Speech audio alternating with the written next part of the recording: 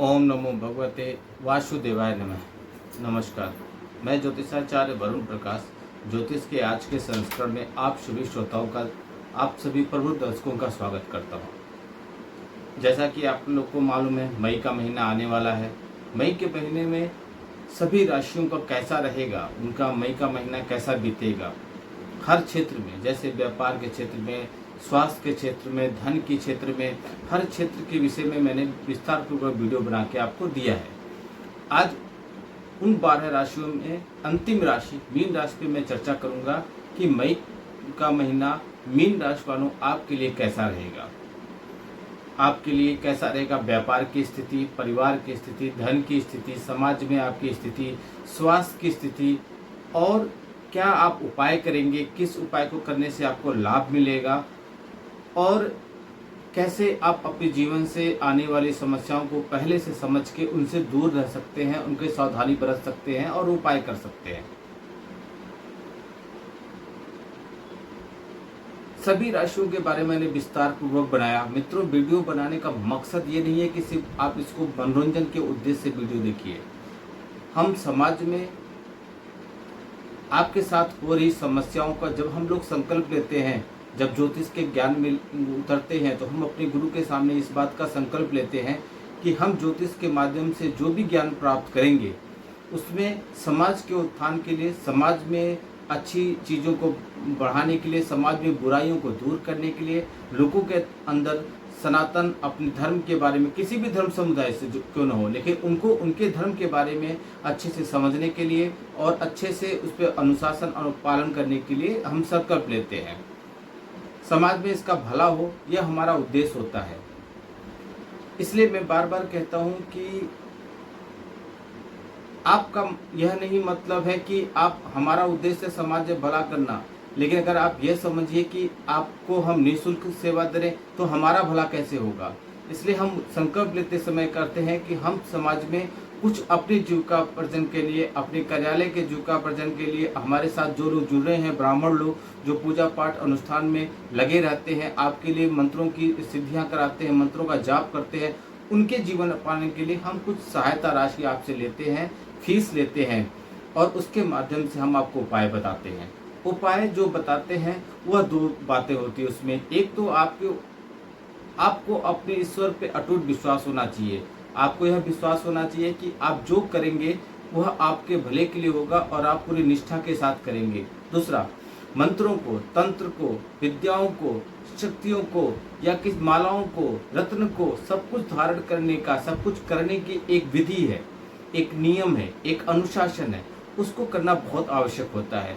अगर आपको किसी भी तरीके से लगता है कि आप उसको, इस पालन को कर पाने में असमर्थ हैं, तो आप संकल्प लीजिए, जहां भी बैठे हैं हमारे कार्यालय के दिए हुए नंबर पर संपर्क कीजिए और संकल्प लेके हमारे कार्यालय के माध्यम से कराइए, तो आपको उतना ही परिणाम मिलेगा जितना आप स्वयं कर सकते हैं। लेकिन वो सब प्राप्त करने के लिए आपको सबसे पहले अपना पहला कदम आगे बढ़ाना पड़ेगा। हमारे कार्यालय के दिए हुए नंबरों पर संपर्क करना पड़ेगा। संपर्क करके जो भी आपको तरीका बताया जाए, जो भी विधि बताया जाए, उसका आपको पालन करना पड़ेगा, उसका अनुसरण करना पड़ेगा, फिर आपको सफलता मिलेगी। मैं तो एक बात दिमाग से निकाल लीजिए कि आप नकारात्मक सोच से दूर हो जाइए। कभी भी नकारात्मक सोच मत पालिए अपने अंदर। हमेशा पॉजिटिव रहिए और पॉजिटिव सोच रखिए। जब आप पॉजिटिव रहेंगे और पॉजिटिव सोच रखेंगे तो ईश्वर धीरे धीरे ऐसी आपके आसपास का वातावरण बना देते हैं कि चीज़ें आपके फेवर में धीरे धीरे होने लगती हैं और आपको उससे लाभ मिलने लगता है, सफलता मिलने का आपका प्रतिशत बढ़ जाता है। इसलिए हमेशा पॉजिटिव रहिए। जीवन में किसी भी तरीके से, साइंस के द्वारा भी और हर तरीके से कुछ भी असंभव नहीं है। अगर आपको एक गाड़ी चाहिए और आपके कुंडली में वाहन सुख नहीं है तो आपको कैसे मिलेगा?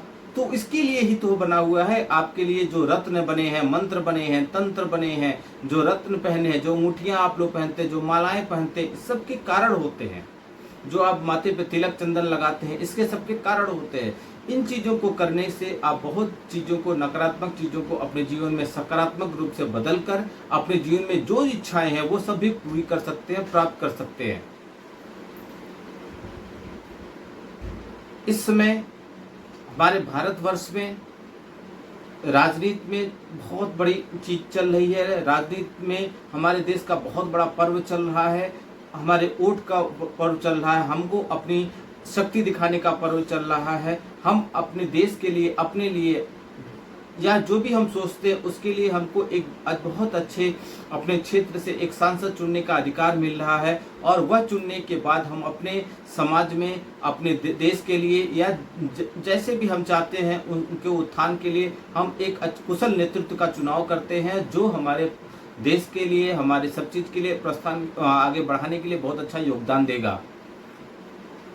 इस समय भारतीय जनता पार्टी, कांग्रेस, दो बड़ी मुख्य पार्टियां हैं हमारे देश में। मैंने भारतीय जनता पार्टी और उनके प्रमुख नेता माननीय नरेंद्र मोदी, जो हमारे वर्तमान प्रधानमंत्री हैं, उनका, दोनों का, भारतीय जनता पार्टी और नरेंद्र मोदी की कुंडली का विश्लेषण किया है। आपको इसके पहले मेरा वीडियो मिल सकता है, और आपको वीडियो चाहिए तो सब्सक्राइब एक बार कर लीजिए, आपको मेरे चैनल के जितने वीडियो आप सबको मिल जाएंगे।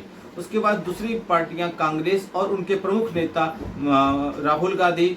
प्रधानमंत्री पद का कांग्रेस में अभी कोई उम्मीदवार का नाम सेलेक्ट नहीं हुआ है, इसलिए मैं राहुल गांधी, सोनिया गांधी और प्रियंका गांधी, तीनों लोग का मैंने कुंडली का विश्लेषण कराया। फिर भारत का जो भारतीय जनता पार्टी है, इनका एक गठबंधन है एनडीए। एनडीए के प्रमुख नेताओं का भी कुंडली विश्लेषण मैंने किया, हमारे पिछले वीडियो में आप देख सकते हैं।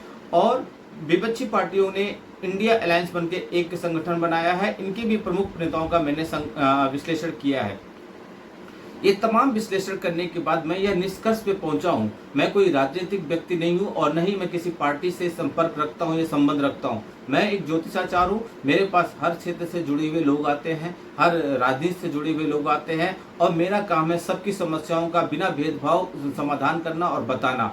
मैं किसी भी दल का समर्थन नहीं करता हूं। मैं हमेशा आपको यह बात कर रहा हूं कि आप अपनी सोच के हिसाब से, अपनी जागरूकता के हिसाब से आपको जो लगता है आप वैसे उम्मीदवार का चयन कीजिए। लेकिन ज्योतिषीय आधार पे मैं यह कह सकता हूं कि भारतीय जनता पार्टी पे प्रधानमंत्री नरेंद्र मोदी तीसरी बार देश के प्रधानमंत्री चुनने के बहुत नजदीक रहेंगे, और वो देश के तीसरी बार देश के प्रधानमंत्री चुने जाएंगे। ऐसा भारतीय जनता पार्टी नरेंद्र मोदी जी का कुंडली का जो विश्लेषण है उसके आधार पे मैं कह रहा हूँ।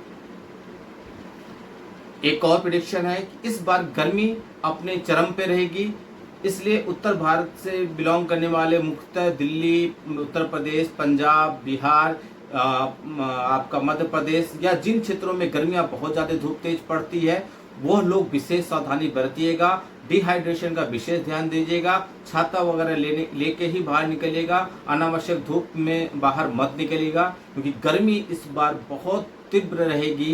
गर्मी का प्रकोप अपने चरम पर रहेगा, इसलिए उचित बचाव और कोशिश कीजिएगा, शाम के समय या ठंडे वातावरण में ही रहने की कोशिश कीजिएगा।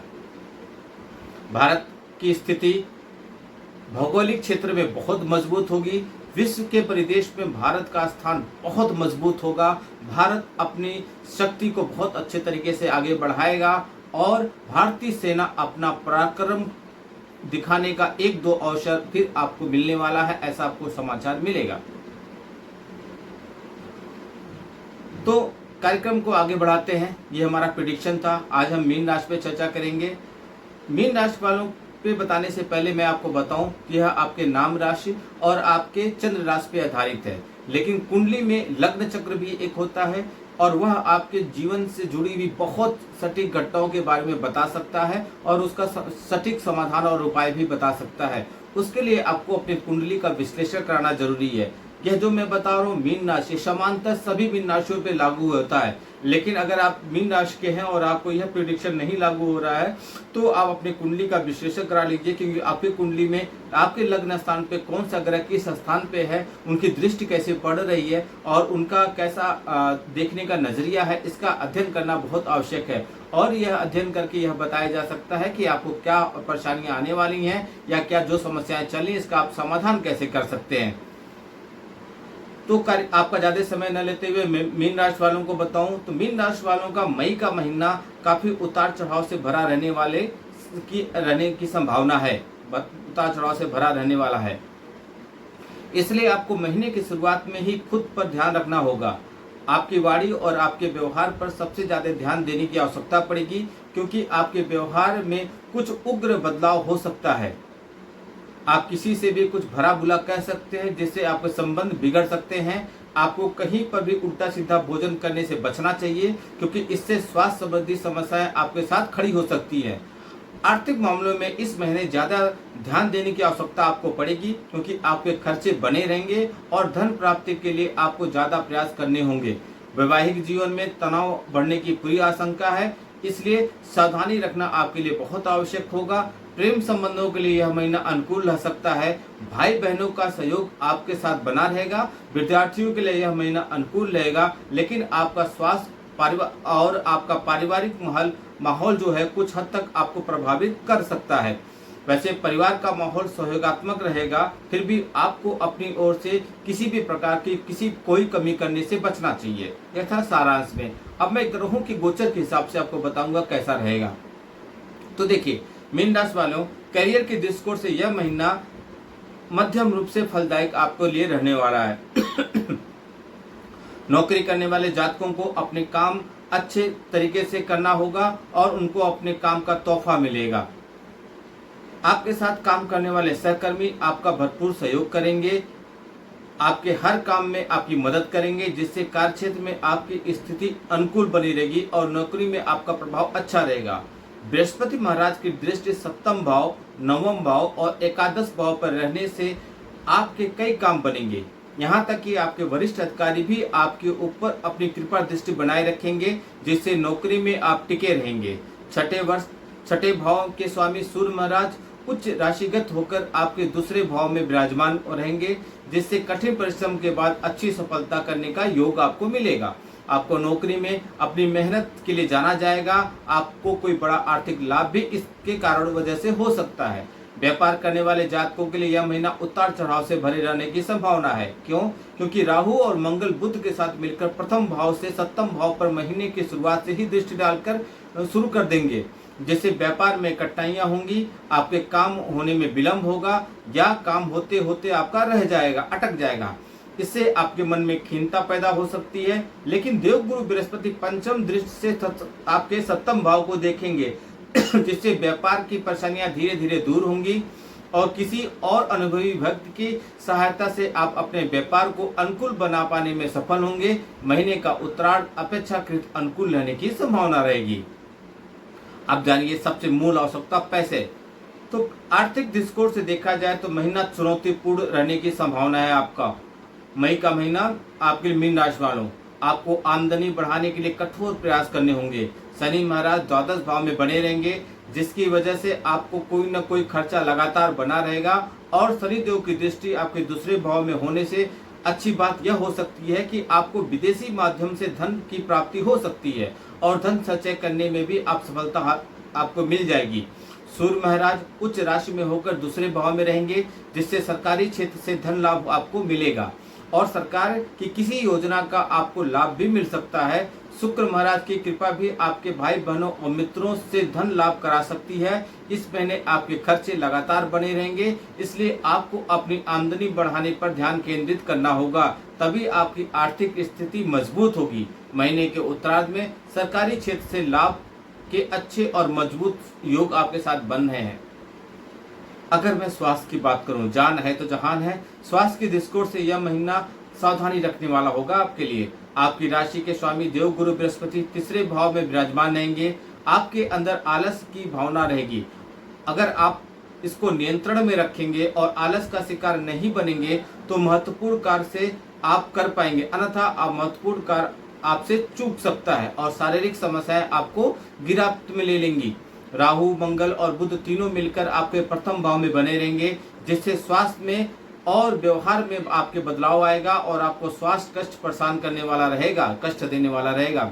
द्वादश भाव में शनि महाराज भी बने रहेंगे और वहां से आपके दूसरे भाव, छठे भाव और नवम भाव पर दृष्टि डालने का करेंगे, जिससे आपकी स्वास्थ्य समस्याएं पैदा होंगी। दूसरी तरफ वही शनि महाराज स्वास्थ्य समस्याओं से बाहर निकलने में भी आपकी मदद करेंगे।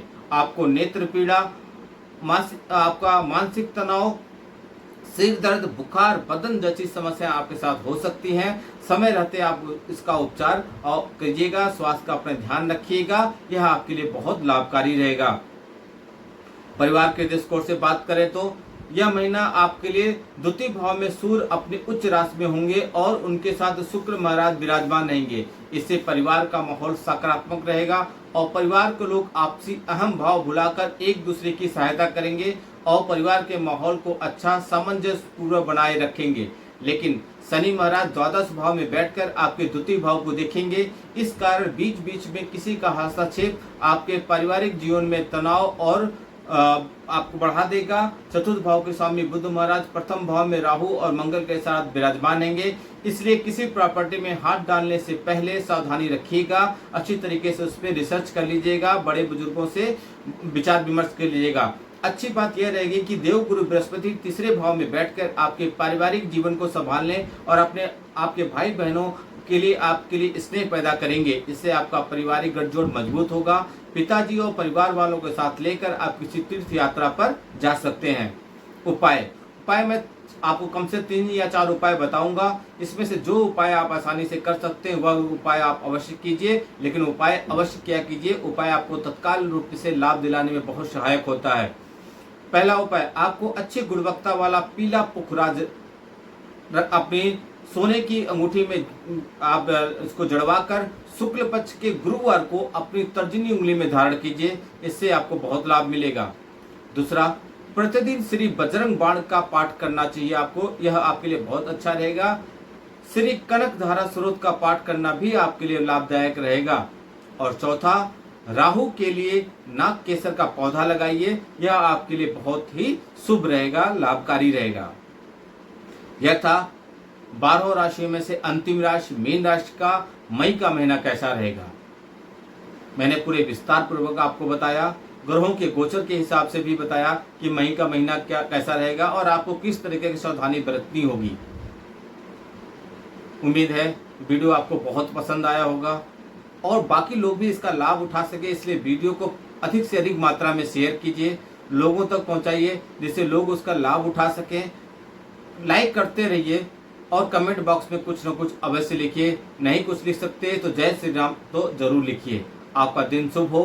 भगवान भोलेनाथ का आशीर्वाद आप पे बना है। नमस्कार, जय श्री राम।